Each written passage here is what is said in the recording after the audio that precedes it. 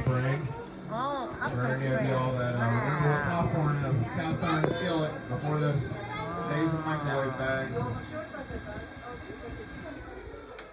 Did I miss it? This wind's blowing me around a little bit. We'll swing back over top of it to make sure everybody can see it.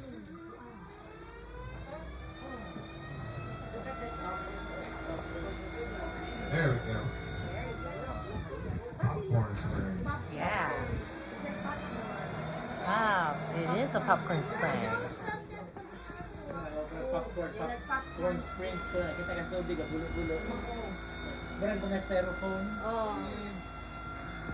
You see lots of Throughout the fish, trip, Daddy? you will be seeing a lot of different types of fish down there. We got 32 different species of fish here in the Silver River, including but not limited to. We got bass, brim, catfish, gar, bowfin, mullet, American shad, chain pickerel. That's to name a few of them. We also have a couple invasive species in there, a couple that don't belong. One of those is called the Plecostomus or Pleco. That's going to be the sucker fish that you see on the glass of freshwater aquariums. But they will get about 2 feet long here in the river. Another type of fish we got in here that should not be in here is called the tilapias. Anybody ever heard of tilapia? Yeah. Anybody know where those come from? Anybody know where those tilapia come from? Well, there's a place in the world, and that place is called Publix. Shopping is a pleasure. You've heard of that place, right? No, I'm just kidding with you guys. They actually come from the Nile River in Africa. They were the first fish that was ever commercially farm raised. They got distributed throughout the world. We're not quite sure how they wound up in here, but they're out competing our native fish, so we'll see a lot of those tilapia. They're the bigger ones that are bluish-gray in color. Those are the tilapia. They estimate 58% of our fish population now are those tilapia. So maybe we need to call Publix up and let them know we're sitting on the honey hole here at Silver Springs. Huh?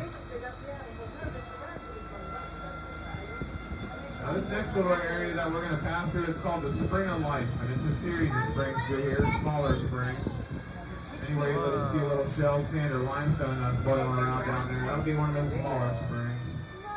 And we do classify all these springs. We classify them on what's called the magnitude scale. Magnitude 1 through 8, 1 being the largest, 8 being the smallest.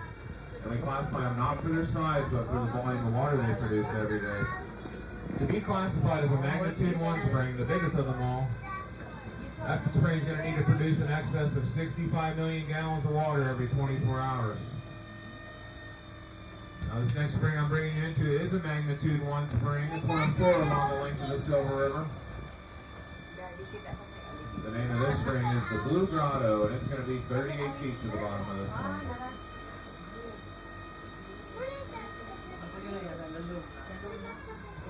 The Blue Grotto is named for that beautiful blue color. Whoa. This is a lot of people's favorite spring.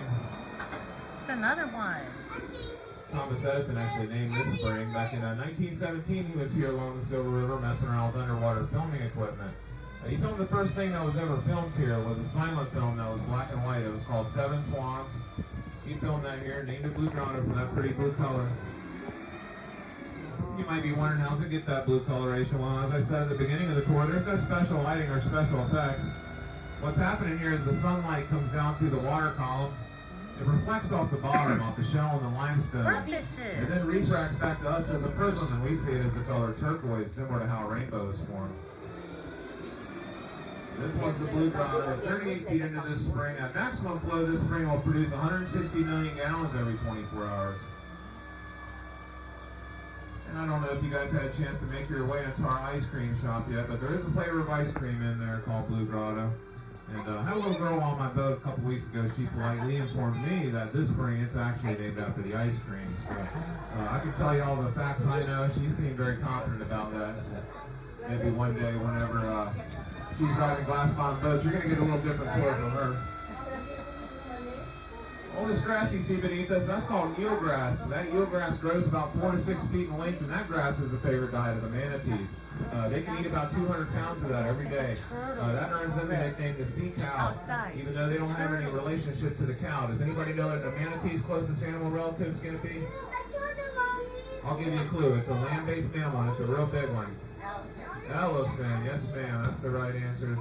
And that right answer, it does earn you 500 Silver Springs points. Now, allow me to tell you all about those points because they have no value. They cannot be redeemed anywhere in the park. But They do not expire, so you can cherish them forever and ever. That's right. I'm going to take you over to my favorite spring. This next spring's been my favorite ever since I've been a kid. But while we're crossing the river here, I want everybody to take notice of this current. You can kind of see it flowing across the surface here. Once we get out in the main river, I'm going to pull this boat out of gear. Now the wind's going against the current, so I might not get the effect I normally do, but I'll kind of try to... I'll pull this boat out of gear here. When you start to feel the river start to want to sweep us down river, there we go. We start flowing down river. Got a massive amount of water that's flowing down this river here. The Silver River current flows about 5.5 miles an hour. So I want everybody just to make a mental note on all this water that's rushing down this river here, because I'm going to reference that a little later in my tour.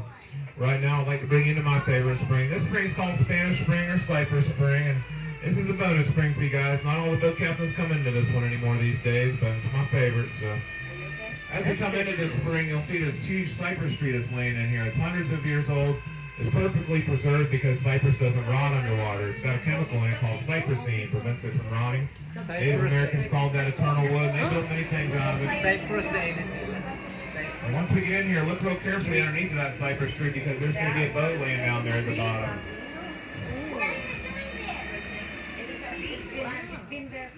A little bit windy. I got to be real careful getting in here and get yourself in trouble. This is why some of the boat captains don't come in here too much. We can handle it. That boat's in 25 feet of water. Again, those depths are very deceiving due to the clarity. Get back over top of this thing here.